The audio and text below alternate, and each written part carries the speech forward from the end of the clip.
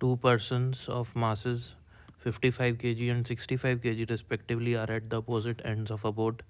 The length of the boat is 3 meter and the weight is 100 kg. The 55 kg man walks up to the 65 kg man and sits with him. If the boat is in still water, the center of mass of the system will shift by. 55 kg का मास है, तो क्या करते हैं initially ये दोनों जो persons हैं 65 और 55 kg के कॉर्नर पे हैं बोट की बोट की लेंथ है 3 मीटर और 55 kg वाला पर्सन ट्रेवल करके 65 kg वाले के पास में आ जाता है, उसके साथ में बैठ जाता है. तो क्वेश्चन बोल रहा है if the boat is in still water the centre of mass of the system will shift bye.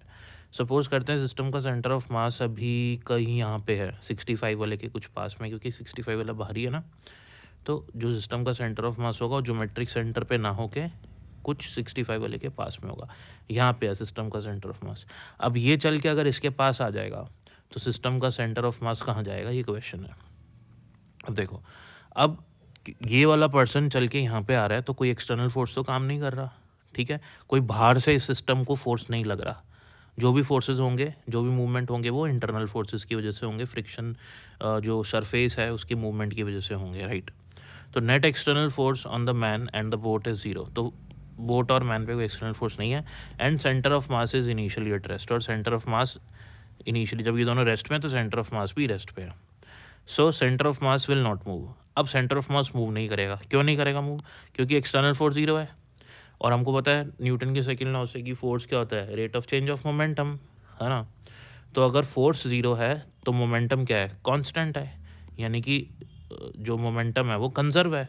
तो यानी कि इनिशियल मोमेंटम जो है वो फाइनल के बराबर है. अब इनिशियल मोमेंटम क्या है, इनिशियल मोमेंटम तो ज़ीरो है, क्योंकि सेंटर ऑफ मास की बात करूं तो सेंटर ऑफ मास तो इनिशियली रेस्ट पे था, है ना, और फाइनली भी क्या रहना चाहिए, रेस्ट पे रहना चाहिए. तो जब रेस्ट पे रहेगा तो शिफ्ट ही नहीं करेगा, क्योंकि शिफ्ट करने के लिए सेंटर ऑफ मास को मूव करना पड़ेगा. तो इनिशियल मोमेंटम सेंटर ऑफ मास का ज़ीरो था, फाइनल मोमेंटम भी सेंटर ऑफ मास का ज़ीरो ही रहेगा.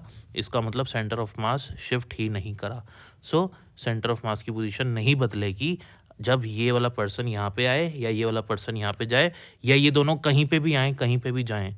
सेंटर ऑफ मास नहीं मूव करेगा जब तक इस सिस्टम पे कोई बाहर से एक्सटर्नल फोर्स ना अप्लाई किया जाए.